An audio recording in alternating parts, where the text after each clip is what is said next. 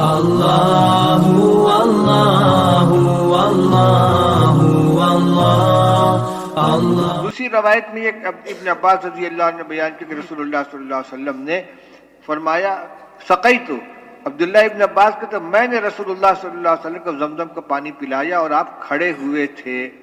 عاصم جو اس روایت کے راوی ہیں، عاصم نبیل، وہ یہ کہتے ہیں، عاصم احول وہ کہتے ہیں کہ فحلف اکرمۃ ما کان یومئذ الا علی بعیر، کہ اکرمہ جو عبداللہ ابن عباس رضی اللہ عنہ کے خاص شاگرد ہیں، وہ قسم کھا کر کہتے ہیں کہ کھڑے ہو کر پینے کی وجہ یہ تھی کہ رسول اللہ صلی اللہ علیہ وسلم اونٹنی کے اوپر سوار تھے۔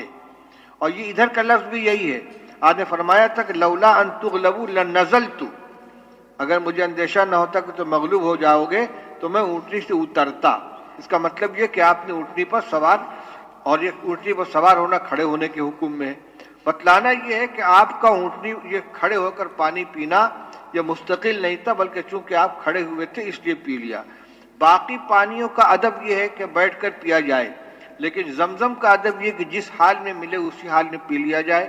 کھڑا ہوا آدمی تو بیٹھنے کا اہتمام کرنے کی ضرورت نہیں ہے، لیکن بیٹھے ہوئے کو کھڑے ہونے کا اہتمام کرنے کی بھی ضرورت نہیں ہے۔